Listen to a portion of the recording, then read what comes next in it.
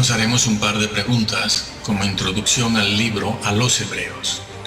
La primera pregunta es: ¿cómo puede recaer un cristiano que ha sido santificado?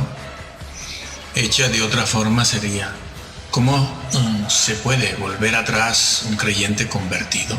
¿Cómo? Y por último, ¿será que el adulterio es el pecado mencionado aquí, por el cual recaen ellos? Adulterio y fornicación, lugar común siempre para hablar del pecado, aunque hoy en día no se habla del pecado casi desde los púlpitos. Cuando se hace con una sonrisa de oreja a oreja.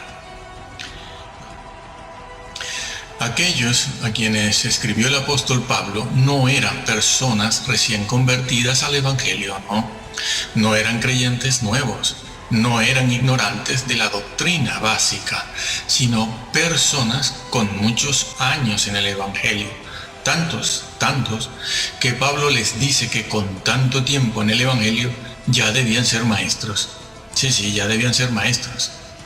Solo unos versículos más abajo, en el capítulo 6, habla Pablo de los que recaen y recayeron. No importa a qué grupo se refiera, como ya vamos a ver. Pues bien, en el capítulo 10 y el versículo 29, Pablo se refiere a ellos como los que ya han sido santificados.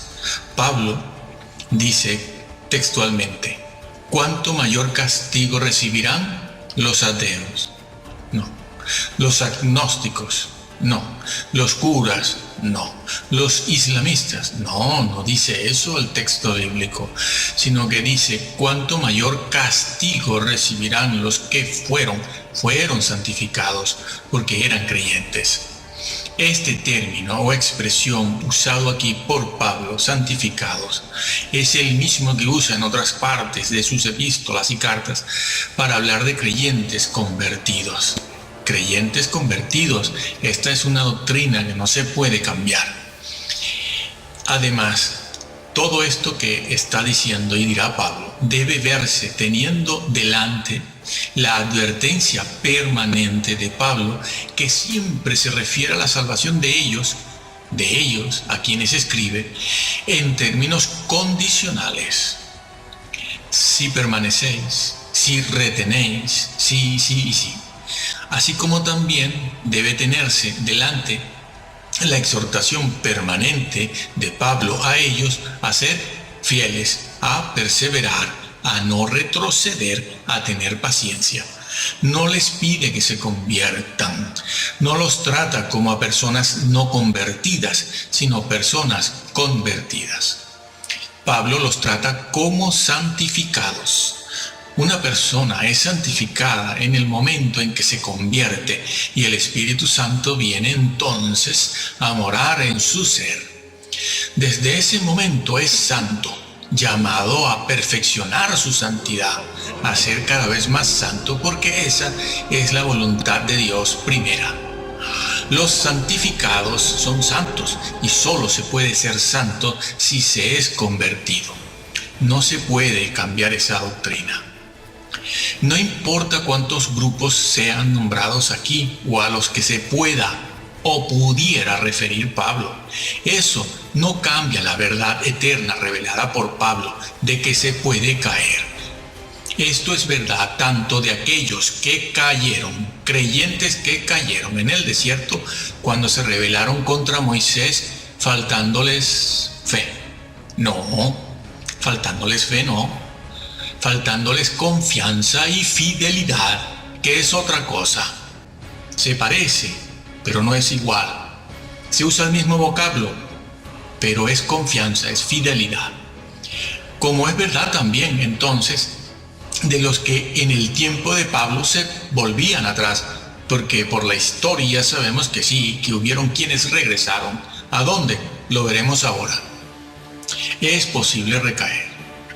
También en el capítulo 10 y el versículo 32, Pablo se dirige a ellos como los que un día fueron iluminados. Esta frase también es usada en el capítulo 6 y no solo en el capítulo 10. Refiriéndose allí en el capítulo 6 a los que recayeron, como decimos. y a los que ahora en este momento corren ese mismo riesgo de caer. La expresión fueron iluminados significa tener conocimiento de la verdad y andar en ella, y alude sin duda a la conversión a la fe cristiana, cuyo momento culminante en aquella época, como debe serlo hoy, es el bautismo. Por cierto, que en muchas partes, en aquella época, en los 3, 4, 5 primeros siglos, la persona permanecía de 2 a 3 años en catecúmenos, en catequesis, antes de bautizarse. Algunos después también. Bueno. En el capítulo 6 y los versículos del 4 al 6, entre otras cosas, se dice, y recayeron, o, dicho de otra manera, y se han vuelto atrás. Está en el tiempo pretérito, aoristo activo participio. Por lo tanto, no es cuestión de si caen algunos. No se usa aquí ninguna de las 4 cláusulas condicionales del griego, sino que es una afirmación y una certeza real. Los que recayeron, no importa cuándo, no importa qué grupo, es una verdad eterna. Se puede recaer. Algunos allí en el tiempo de Pablo ya lo hicieron. No importa cuántos grupos. Repetimos que eso es verdad, tanto de unos como de otros. Y hoy día los ministros del Evangelio caen en la tendencia moderna de separar la fe de la doctrina, la fe de la obediencia, la doctrina del Antiguo Testamento, la ley de la obediencia o la ley de la fe o la fe de la ley. A menudo la tradición teológica de una denominación o grupo o congregación no hace referencia a textos bíblicos específicos, no hace referencia a la teología bíblica, exégesis versículo por versículo en su texto y en su contexto propio dentro del libro en cuestión que se está estudiando, sino que los cristianos hacen referencia a una teología sistemática, la que pertenece a un grupo, o hacen referencia a algún personaje histórico, es decir, porque lo dijo tal o cual creyente. Raramente se piensa en lo que dice una exégesis versículo por versículo en su texto y contexto propio. ¿Por qué? ¿Por qué no se piensa en eso? Bueno, pues porque nuestra teología sistemática lo impide y no se puede aceptar lo que un texto dice de manera clara por sí mismo en su propio contexto. Lo impide también la teología de moda, los cultos con ingredientes de moda, lo impide el sistema calvinista o el arminianismo o el pelagianismo o el semipelagianismo, etc. Los comentaristas calvinistas, para evitar la fuerza, por ejemplo, de este pasaje, de esta verdad en Hebreos 3, 5, 6 y 10, para evitar la fuerza de esa verdad contra la falsa doctrina de la imposibilidad de apostasía, afirman que este pasaje se refiere a no cristianos verdaderos, sino a visitantes, simpatizantes, sí. Y Pablo los considera como que ya debían ser maestros, visitantes, simpatizantes, maestros, sí. ¿No se han dado cuenta de eso? Pues bien, aquí el vocablo recayeron significa una completa y voluntaria apostasía. No que todos los judíos hubiesen caído así, necesariamente, pero se les advierte y se les presenta un ejemplo real. Algo que es posible, y lo fue. Y les dice Pablo cuál será el resultado de semejante retrogresión si ellos, en lugar de seguir adelante hacia la perfección en el conocimiento de Jesús y la carrera cristiana, tuviesen necesidad de volver atrás a otros tiempos, claro, hace tanto tiempo, a otros tiempos cuando les habló y les enseñó él y otros las verdades bíblicas básicas relacionadas con la vida eterna. La vida eterna, como el tema del pecado, la conversión, el arrepentimiento, el bautismo, la acción y el poder del Espíritu Santo, la vida futura, etcétera, etcétera. Asuntos que conocieron en su momento cuando se convirtieron. En el libro a los Hebreos, el capítulo 6, los versículos 11 y 12, Pablo les dice a los creyentes lo siguiente, y leo: y deseamos que cada uno de vosotros muestre la misma diligencia hasta el fin, para la plena certeza de la esperanza, no autosuficiencia, que no os hagáis perezosos, sino que sigáis el ejemplo de aquellos que por la fe y la paciencia heredan las promesas de Dios. Pablo les dice a estos creyentes que no sean perezosos y que imiten a aquellos que con paciencia heredan las promesas de Dios. Bueno, aquí algunos creyentes quisieran por la palabra promesa entender premios o rinconcitos en el cielo, frustrando así los propósitos y la verdad eterna del mismo Señor Jesús revelada en su mensaje, pues el propósito de la conversión al cristianismo no son los rinconcitos en el cielo, no es escapar del infierno, sino ser como Cristo fue. Ser como Cristo fue. Ya que hablamos tanto de la predestinación, no somos predestinados a ser salvos. Lo que dice el libro de Romanos es que somos predestinados a ser hechos a la imagen de Cristo. No es lo mismo, no. Creen todos, de todo tipo de denominación, todo tipo de cristiano, todo grupo cree, pero ser predestinados a ser como Cristo, no. Entonces, hemos sido llamados a eso. Jesús redimió a personas que estarían librando batallas imitándole a Él, porque eso cuesta. No pensó Jesús en cristianos que calentaran bancos y repartieran bolsitas de comida, esperando, aunque fuera, barrer las calles del cielo. Eso es ir contra la enseñanza bíblica y frustrar el propósito eterno de Dios mismo, que lo que quiere son pequeños Cristos en esta tierra. Si no lo hacemos aquí, no entraremos, porque ese es el propósito de que estemos aquí ahora. Además, en estos dos versículos leídos se pone en contraste el hecho de ser perezosos con la actitud y conducta opuesta, es decir, perezosos en contraste con la perseverancia en el crecimiento y en el conocimiento de la persona de Jesús, lo cual traerá un crecimiento espiritual constante necesario para alcanzar la salvación que hemos obtenido por fe, cosa que Pablo les está demandando a ellos, que no quiten sus ojos de Jesús. A quienes escribe su carta se los dice, les pide fidelidad, no, fe no, creer ellos ya creen, les está pidiendo otra cosa. Pues bien, el vocablo griego usado aquí para perezosos es nothros, que puede traducirse al castellano por perezoso pusilánime, torpe, indolente, flojo. En el hebreo, esta palabra se traduce por lento de corazón, entendiendo corazón como la persona misma. Y también se puede traducir, y así se encuentra, como varón menguado. Sí, varón menguado, varón oscuro. No, oscuro de piel, no se refiere a la piel, se refiere a un hombre de baja condición. Bueno, no lo digo yo, eso es lo que está escrito. Averígüese. ¿Y a qué se refiere el apóstol con esta palabra perezosos? ¿Es que acaso estos cristianos son tontos?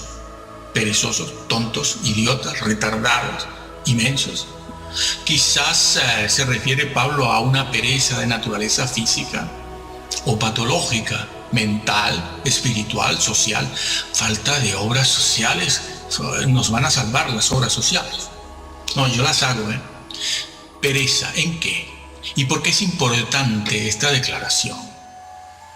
Bien, es importante esta exhortación de Pablo a no ser perezosos porque está en el marco y en el contexto de una afirmación y declaración todavía más seria y más grave, a saber, la advertencia de Pablo que dice lo siguiente: si los que un día recibieron la luz del Espíritu Santo y se convirtieron, recaen y vuelven atrás, es imposible que puedan ser renovados, restaurados otra vez para vida eterna.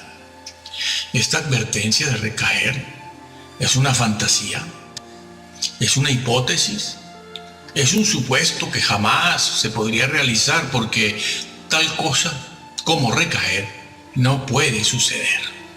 Con lo cual estaría manipulando el apóstol a aquellos creyentes a los que se dirige con enseñanzas falsas para tratar de conseguir sus fines y propósitos de vida eterna.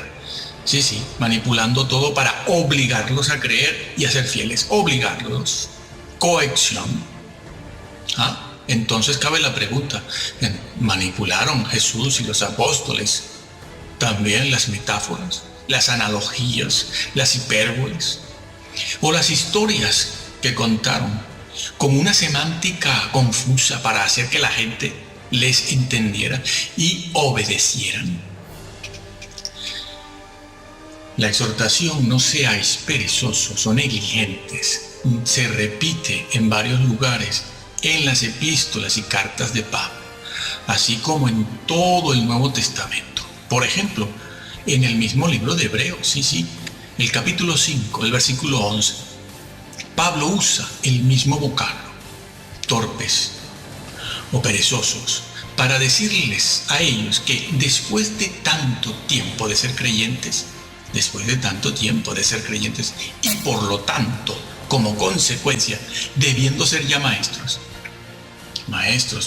de la doctrina, maestros de la verdad, maestros de todo el consejo bíblico, sin embargo se habían hecho perezosos. Allí se los dice también: tardos para oír y aprender. Les dice Pablo que se han vuelto torpes, no quieren usar la mente. No se trata pues de una torpeza patológica o física, o porque hace mucho calor. Deberían ellos ser ya maestros de la verdad eterna, de la doctrina, que en este caso en particular, en el libro de Hebreos, se refiere a aquella doctrina que conoce y sabe bien todo lo relacionado con la persona y la obra del Hijo de Dios, Jesús, la persona y la obra del único y más grande ser que jamás existirá, Jesús, el humano perfecto ante el trono de Dios, el Rey de la creación, el verdadero Dios y verdadero hombre ante el cual todos en aquel día habremos de dar cuenta, porque todos necesitamos un mediador que medie por nosotros ante el Supremo Juez en aquel día. Y en aquel día no habrá Nefilim, ni festín Illuminati que valga, ni híbridos, ni personajes de las galaxias, ni nueva era, que puedan escapar de la condenación eterna si no se arrepienten en esta vida a tiempo y de verdad, y se someten al reinado de Cristo. Nadie quiere un rey, pero Cristo es un rey. Afortunadamente es un rey bueno, manso y poderoso, justo, completamente justo. Pero aquellos creyentes a los que Pablo escribe se habían vuelto retardados, flojos de mente para un vigoroso crecimiento en el conocimiento de la persona de Jesús y de la vida y la carrera cristiana. Veremos por qué. Flojos de mente para un vigoroso crecimiento en el conocimiento de Jesús, el Salvador, el Conquistador, el guerrero invencible, el príncipe de los ejércitos celestiales. Sí. Así también es calificado en la Biblia.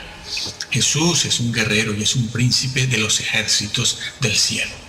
Pues bien, en los 5 primeros capítulos del libro de Hebreos, Pablo hace una exaltación de la persona y obra de Jesús. ¿Por qué había que hacerla? Porque era necesario. Se estaban alejando del Señor, como vamos viendo.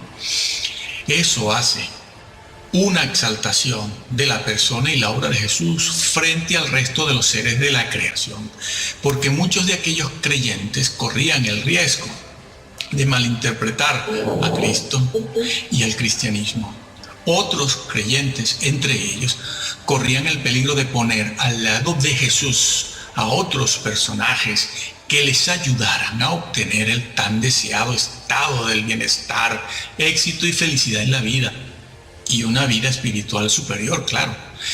Querían poner seres que les evitaran las persecuciones y el ultraje. Y otros creyentes, otros entre ellos, llegaron a extraviar la doctrina bíblica, creando un Cristo y una salvación según el parecer personal del líder de turno, como sucede justo en este mismo momento, y estaba profetizado que sería así aquí, ahora. Y nadie siente nunca que está cayendo en una herejía. Yo no he visto a nadie, yo tampoco me autoculpo, ni veo que nadie lo haga. Aquí todos vamos para el cielo. Pero es sobre este trasfondo que escribe Pablo. Y es por eso que una y otra vez el apóstol les explica quién es Jesús. Lo hace. ¿Quién es Jesús? Lo hace a lo largo de todo el libro de Hebreos. Les explica cuál es el origen de la persona de Jesús. Y en forma resumida, el apóstol llega a decir, entre otras cosas, que Jesús es la imagen misma de Dios. ¿Por qué les dice Pablo esto a ellos ahora? Porque había necesidad de decírselos. A ellos recordarles que en Jesús está todo. Él es la imagen de Dios. Jesús es el alfa y el omega, al principio y el fin, lo encierra todo. Y todo lo puede. Ha sido puesto sobre toda potestad en el cielo y en la tierra. Él es la imagen. No. Él no es un arcángel. Los arcángeles no tienen deidad. Los arcángeles son seres creados, salidos de la mano de Dios, no del seno del Padre. Él es la imagen. Eso quiere decir que Jesús tiene su persona, tiene deidad, posee deidad. Es decir, la esencia de Dios, la naturaleza de Dios es deidad, y solo es deidad Dios, y solo Dios tiene deidad. Y Jesús tenía esa deidad. Por lo tanto, por eso se ha dicho durante toda la historia y hoy en día que Jesús es Dios. No que sea el Padre, es el Hijo, pero tiene deidad. Por lo tanto, es igual al Padre. Cara a cara estaba con Él. En forma de Dios, existía en forma de Dios. Sí. Bueno, les dice y les recuerda, Jesús es la imagen misma de Dios. Y además les dice que ha sido entronizado sobre todos los seres de la creación, sean estos ángeles, arcángeles, querubines, serafines o héroes humanos. Por cierto, no existen dos tipos de arcángeles. Unos eternos, en este caso, según los adventistas, el arcángel Miguel, eterno, porque es el Hijo de Dios, y otros que no son eternos. Herejía. Eso es lo que no te va a dejar entrar, haber desvirtuado la persona de Jesús. Pues bien, Pablo les explica cómo y por qué es que Jesucristo está por encima y es superior a Moisés y a toda la clase sacerdotal. Les enseña Pablo en los capítulos del 7 al 9 cómo desempeña Jesús su oficio de sumo sacerdote ante el trono celestial. Como hombre no. Jesús en el cielo como Dios no intercede. Dios no intercede. Quien intercede ante el trono de Dios es un hombre con H, ese hombre que se llama Jesús, el hombre perfecto, el hombre completamente santo, porque lo que necesitamos los hombres aquí en la tierra es que alguien, otro hombre perfecto, arriba ante el trono, interceda por nosotros. ¿No te lo han explicado? Bueno, también les describe Pablo el tabernáculo terrenal, construido por Moisés, comparándolo con el tabernáculo celestial. Sí, hay un tabernáculo celestial, no te lo han explicado tampoco. Existe. El terrenal, el que existía cuando Moisés en el Antiguo Testamento, es una copia del que está en el cielo, del que está allí donde está Dios en su trono. Pues les explica Pablo esto. Y luego les explica en el capítulo 9 cómo Jesús entró en el tabernáculo celestial, logrando así cumplir todo lo tipificado en el antiguo pacto, mostrando allí, en el trono celestial, al Padre sus marcas redentoras, como hombre, marcas redentoras en pies, manos y costado. Porque es que si no sabes esto, sabes muy poco de Jesús, muy poco, casi nada. Y por la historia se sabe que algunos de ellos estaban pensando en regresar al judaísmo. No que dejaran a Jesús, como nos gusta creer, que abandonaron a Jesús. No. No todos abandonan a Jesús para regresar al judaísmo, a la circuncisión, a las antiguas leyes sacerdotales, sino que al lado de Jesús querían poner a Moisés también. Eso también se hizo. Pues bien, ellos querían regresar otra vez. Siendo cristianos, querían regresar a Moisés. Muchos de ellos, no todos. Con lo cual estaban invalidando el sacrificio de Cristo. ¿Se entiende? Que no podía ser repetido. Pero quizás con ello, pensarían ellos, podían así evitar tanta persecución, sufrimiento y dolor, porque en aquella época los perseguidos eran los cristianos, no los judíos.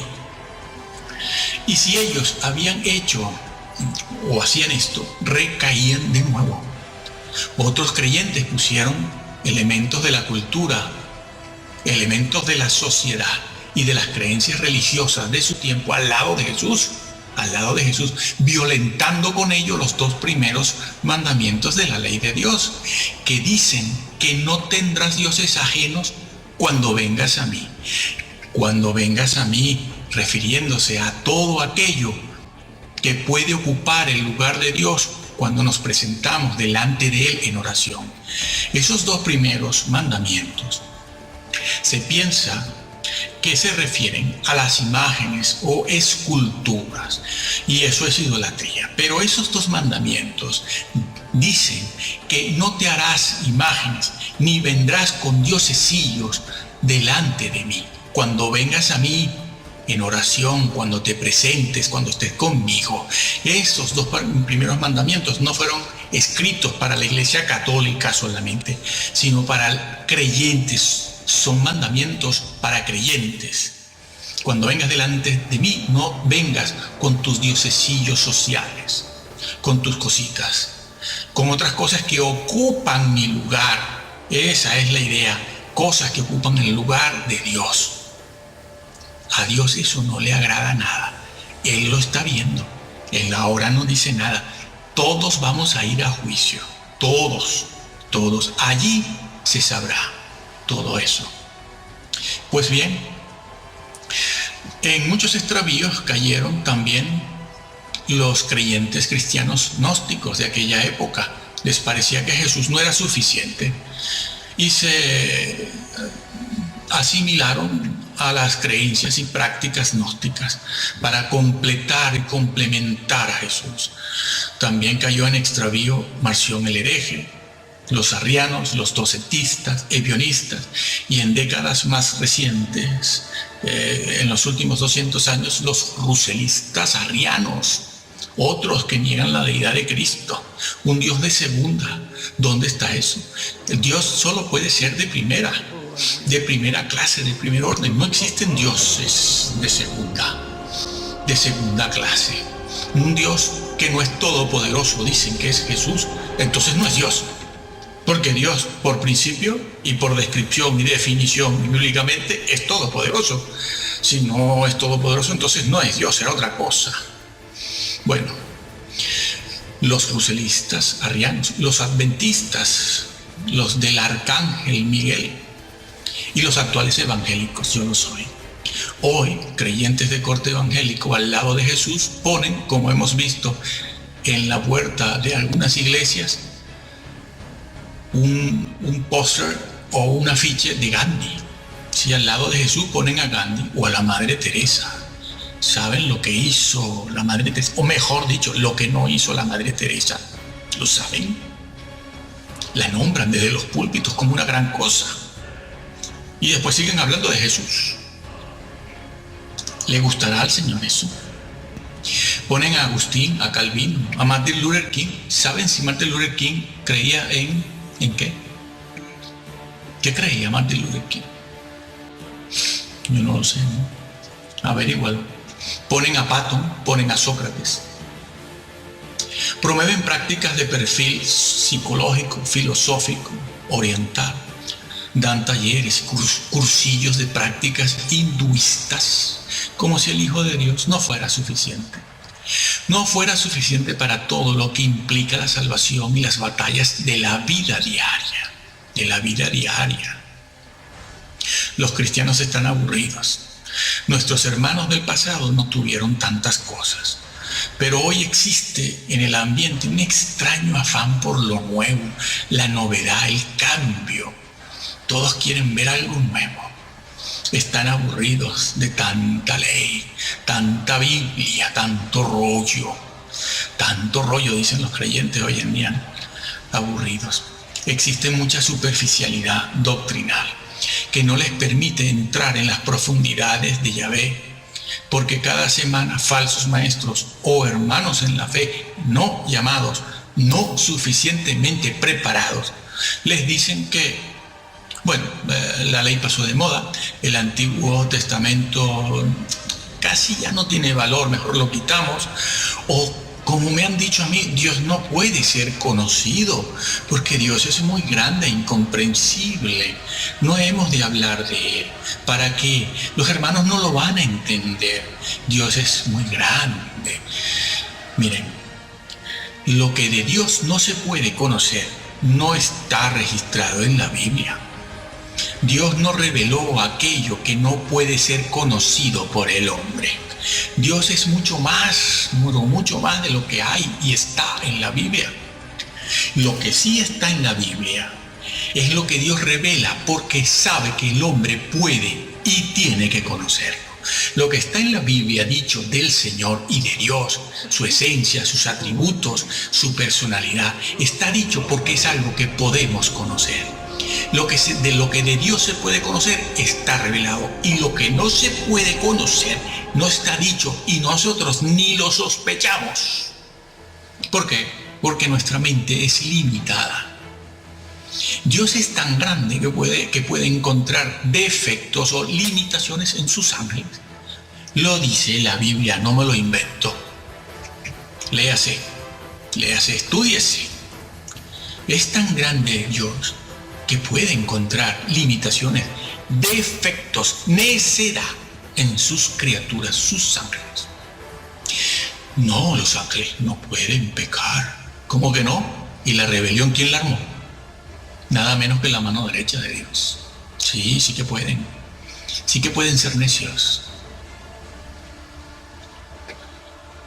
Pues bien, aquellos creyentes a los que escribió Pablo no eran personas recién convertidas, como dijimos antes, a las cuales les habla el apóstol Pablo. Incluso en el pasado, esos creyentes, hebreos, judíos y paganos, creyentes cristianos, cuando se convirtieron, estos creyentes sufrieron y experimentaron fuertes padecimientos como cárceles, vituperios, tribulaciones, despojos, ultrajes, y fueron hechos espectáculo público. Sí, y en ello habían cumplido la voluntad de Dios. Sí, Pablo se los dice. Dice, en eso han cumplido con la voluntad de Dios, porque esa es la voluntad de Dios.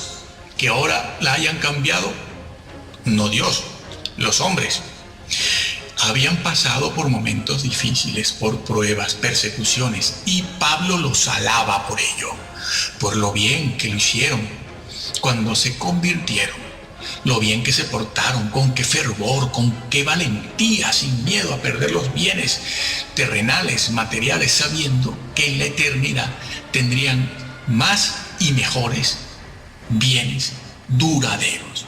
Lo hicieron muy bien.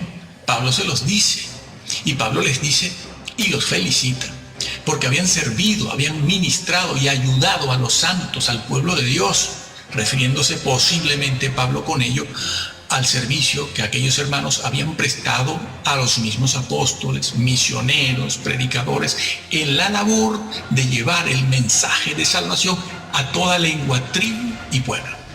Les dice Pablo, fíjense en esto, les dice Pablo que Dios no es injusto para olvidar eso, no lo ha olvidado, que eso tiene su recompensa. Ah, sí, su recompensa segura, no. ¿Tiene su recompensa? Sí. Lo que decíamos al principio, sí permanecen en fidelidad, que no creyentes. Creyentes no, fieles, que es otra cosa. Así que estamos viendo que el problema de ellos no era un problema de adulterio. Aquí en el libro de Hebreos no se habla de adulterio, ni de fornicación, ni de robar, ni de matar. El problema es qué estamos haciendo con Jesús, qué se cree y qué se está haciendo con la vida y la carrera cristiana y qué se está haciendo para cumplir con la voluntad de Dios, con la voluntad de Dios. Este pasaje enseña claramente la posibilidad de caer de la gracia de tal manera que una persona se pierda. No puede conformarse a la imagen de Cristo, el que pone al lado de Jesús las cosas del diario vivir, diocesillos, los que se afanan tanto. Esos no pueden conformarse a la imagen de Cristo. Aquí puede encontrarse una vez más también un error muy frecuente en los creyentes en general, de todo tipo, y es que aún si estos cristianos a los que escribe Pablo no han faltado ni fallado en el servicio práctico a sus hermanos en la fe y no han fallado en la obra social, sin embargo, por no haber crecido como tenían que crecer en la vida y la carrera cristiana y en el conocimiento de la persona de Jesús como debían, y el conocimiento de la verdad como debían, corren el peligro de retroceder y perderse para siempre. Aquí hay una gran verdad que la enseñó Jesús cuando también le señalaba los defectos a su pueblo y a su clase dirigente. Sí, el Señor señala defectos, lo hizo, y no solo lo hizo con su pueblo, lo hizo con las 7 iglesias de Asia, también lo hizo. Les dijo todo lo que estaba bien y todo lo que estaba mal y no le gustaba. Incluso llega a decirle a una iglesia: borraré el nombre de aquel que no ande en santidad, lo borro. Los nombres se pueden borrar, eso no es una hipótesis. Eso que dijo Cristo no es una manipulación, es cierto. Bueno, ¿y qué fue lo que dijo Cristo? Es necesario hacer lo uno tanto como hacer lo otro. Mateo 23:23. Era necesario, son necesarias las obras sociales, es necesario ayudar a los hermanos tanto como crecer en el conocimiento. No eran perezosos para regalar bolsitas de comida y hablar de Gandhi y hablar de este y del otro. Para eso no son perezosos, pero para lo otro sí que lo eran, y eso les podía llevar una sorpresa. Es necesario hacer lo uno sin dejar de hacer lo otro, a lo que los creyentes de los últimos 180, 200, 250 años han dicho: caramba, ¡qué severo! ¡Qué severo! Sí, como aquel siervo que tenía un solo talento y lo escondió, y el Señor le dijo: ¿dónde está tu talento? Y ese siervo infiel no solo le dice al Señor que no hizo nada, no solo le dijo eso, no he hecho nada, lo escondí bajo tierra, sino que además lo acusa y le dice: bueno, es que tú quieres recoger donde no siembras y pides lo que no das. Sí, los creyentes son así. Claro que el de la historia de Jesús fue abierto, porque Jesús desenmascara todo, pero en las iglesias no. En las iglesias están escondidos. Ponlos tú a estudiar la Biblia como se debe y ya verás que van a saltar todos del asiento, acusándote de severo. Pero es mejor cumplir la voluntad del Señor. Hoy los creyentes son muy delicados. Lo han sido siempre los creyentes, pero hoy es una cosa que es un atentado contra la democracia. No digas esto. porque es un atentado contra la libertad. En el cielo no hay democracia. Bien, luego, una vez que Pablo los exhorta a no ser perezosos, y con esto nosotros vamos terminando, los anima a ser diligentes, imitadores, y les pide fe y paciencia. En primer lugar, les dice y les recomienda que deben ser diligentes. La palabra diligencia aquí significa rapidez, velocidad. Sí.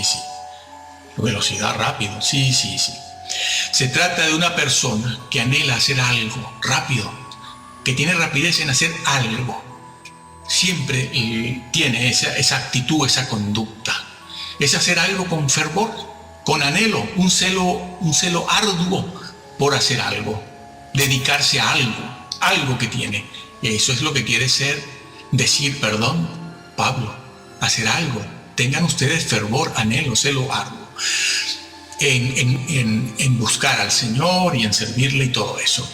Pero hay una cosa curiosa que dice Pablo aquí, dice que deben mostrar ese celo arduo y ese fervor en el momento de la conversión.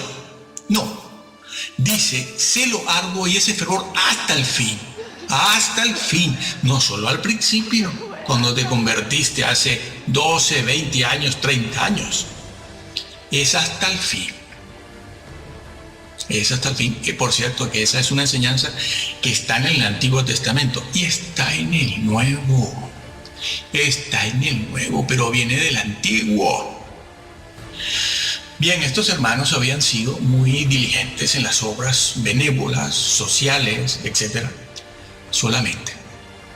Pero ahora les toca, si siguen la recomendación de Pablo, mostrar diligencia en el crecimiento, en el conocimiento, avanzar en la carrera cristiana, hasta el fin. Y les dice que sean imitadores para ellos sean imitadores ¿de qué? Pues de todos los santos que el apóstol menciona en Hebreos 11. Nombra a Abraham y nombra a varios reyes. Supuestamente está Daniel nombrado allí. Todos los héroes, eso que nosotros llamamos héroes de la fe, están allí descritos. Pablo se los nombra, se los recuerda para que los imiten, desde Abraham, desde allí en adelante a todos, al rey David, todos los que fueron perseguidos también, que andaban deambulando, durmiendo en cuevas, vestidos con pieles de ovejas, pasando hambre, pasando frío a causa de la justicia, la divina, no la terrenal, que nos falla mucho, Ya saben lo que Jesús pensaba de los jueces, ¿lo saben? No saben lo que pensaba Jesús de los jueces. ¿Dónde utilizó el Señor la figura de un juez? ¿Y para qué? Un hombre hubiera utilizado cualquier otra cosa, pero en Lucas 18, hablando de la viuda y el juez injusto, ¿qué opinión tenía Jesús de los jueces? Bueno, y de aquellos jueces también que le juzgaron a él. El hombre es hombre. Maldito el hombre que confía en el hombre, dice la Biblia, y maldito el hombre que detiene el juicio de Dios. ¿Lo sabías? Por eso aquella gente de Hebreos 11 eran tan grandes, porque eso lo conocían y lo vivían, lo tenían interiorizado y así vivían. Ninguno de nosotros sería capaz hoy en día de enfrentarse en una conversación con un hombre así, porque ¿sabes lo que le decimos? Este hombre es un dictador, atenta contra la libertad y la democracia, es un mal educado. No, eran los profetas de Dios. Y Pablo les dice a ellos, imítenlos. Utiliza la palabra fe y paciencia. Por fe, ya saben, que no es simplemente creer, sino fidelidad, perseverancia. Y paciencia es longanimidad, grandeza de ánimo. Imitar a aquellos que a pesar de los sufrimientos fueron firmes ante los males que les afligen y fueron fieles a lo que Dios pedía. No acusaban a Dios de ser severo, como hacen hoy en día, implícitamente, porque eso por la boquita no le sale a nadie, pero lo llevan en el corazón. a veces conscientemente y a veces no se dan cuenta y lo muestran inconscientemente. Concluimos aquí. Hermano, ¿amas la verdad? Lee la Biblia tú solo. No te ayudan en la iglesia tu pastor, ayúdalo tú a él. Lee la Biblia. ¿Qué edad tienes?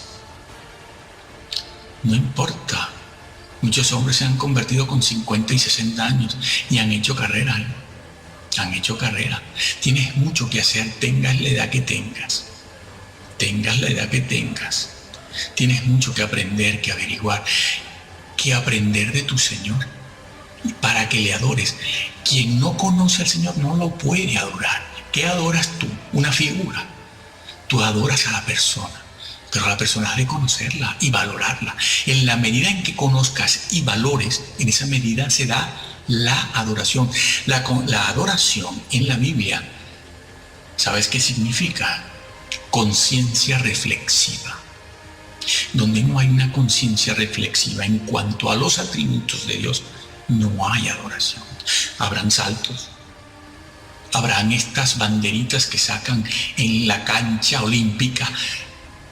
Las chicas, las muchachas, las mujeres, cuando salen a bailar entre un descanso y otro y mueven las banderitas y todo eso, eso lo están haciendo en las iglesias, con esas cintas de colores tan bonitas. Eso no es adoración. Ni siquiera llega a la altura de la alabanza.